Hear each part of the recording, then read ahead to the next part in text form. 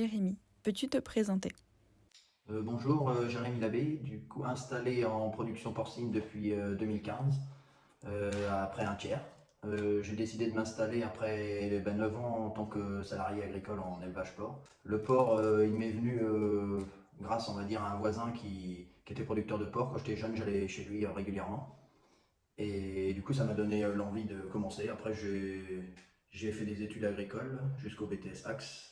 Ensuite, j'ai travaillé 9 ans en production porcine chez deux patrons différents. Et après, j'avais l'envie de m'installer, donc je cherchais une exploitation où m'installer proche de mon secteur. Du coup, c'était un 500 truies naisseurs engraisseurs. J'ai découvert l'exploitation et les cédants et c'était un vrai coup de cœur pour moi. Donc, ouais, le coup de cœur de l'élevage, coup de cœur des cédants. Donc, après, j'ai commencé à y réfléchir et un an et demi après, j'étais installé en juin 2015. Quoi. C'est un vrai parcours quand même du combattant pour s'installer entre tout ce qu'il y a à faire et tout l'administratif. Donc il faut compter minimum un an, voire un an et demi pour s'installer quand on est dans des productions hors sol comme ça, assez complexes. Comment vois-tu la souveraineté alimentaire aujourd'hui et pour demain? La souveraineté alimentaire, nous en agriculture, pour moi, mon idéal, ce serait qu'on soit équilibré sur toutes les productions en France, avec une cohérence entre guillemets enfin, agroécologique, et que tout le monde s'y retrouve, que ce soit l'amont ou l'aval, avec des exploitations cohérentes, avec un lien au sol plus fort qu'on a actuellement. Joseph, peux-tu te présenter en quelques mots? Je m'appelle Joseph Rouxel. J'étais agriculteur, on va dire j'étais parce que maintenant je suis à la retraite. J'ai donc cédé mon exploitation à Jérémy. Qu'est-ce que la souveraineté alimentaire pour toi? Eh bien, pour moi, la souveraineté alimentaire, c'est la faculté d'un pays de pouvoir produire ses propres denrées alimentaires pour nourrir ses gens, à la fois de manière quantitative et aussi qualitative. Comment s'est passée la transmission? On s'est inscrit dans le répertoire des par installation.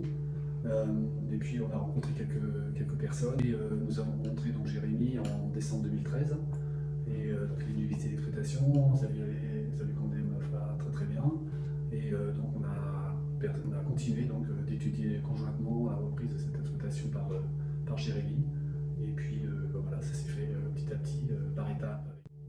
Et ensuite, moi, j'ai fait mes démarches à la Chambre d'agriculture pour l'installation L3P.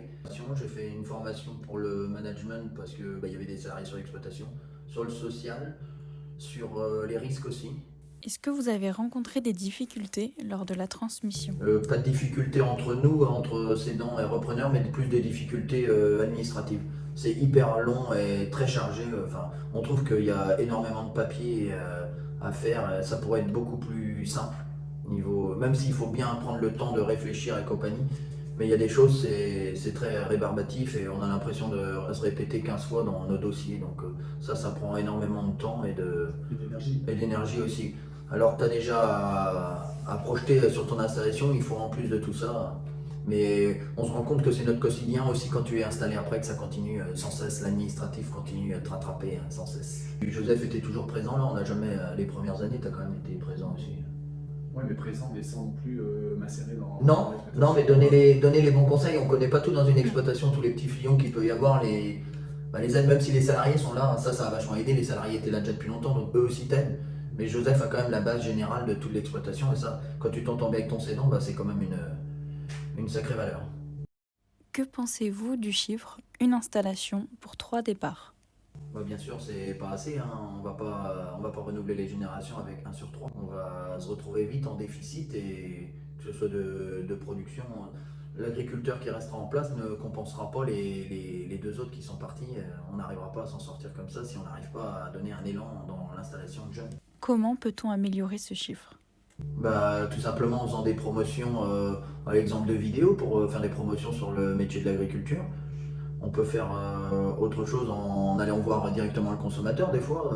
Enfin, nous on le fait des fois dans les magasins, essayer d'attirer les jeunes, aller dans les écoles, dans les collèges, voir les jeunes et essayer de leur montrer ce qu'on fait. Car beaucoup de jeunes en fait, et même la population générale ne connaît pas le milieu agricole au final et ils s'en donnent une image très tronquée. Et aussi, on pourrait suggérer aux consommateurs de lire les étiquettes en fait, des produits alimentaires, bien regarder le libellé. Selon vous, à quoi ressemblera l'agriculture de demain? Eh bien, selon moi, l'agriculture de demain, ce sera une agriculture qui sera peu gourmande en énergie et en intrants, en tous les cas moins gourmande. Et je pense que encore plus maintenant, les technologies vont encore prendre plus de place dans l'avenir de l'agriculture et encore en Bretagne et un peu partout. Pouvez-vous me donner 3 mots qui définissent le métier d'agriculteur? Eh bien, moi, je pense qu'il faut avoir de la résilience dans ce métier, Et être réfléchi, savoir s'adapter à toutes les situations, être innovateur et puis avoir de la ténacité pour et être aussi persévérant. À force de détermination et de travail, et surtout en s'accrochant à des principes et des valeurs, on peut changer la donne et espérer un avenir meilleur. Ne perdons pas notre souveraineté alimentaire.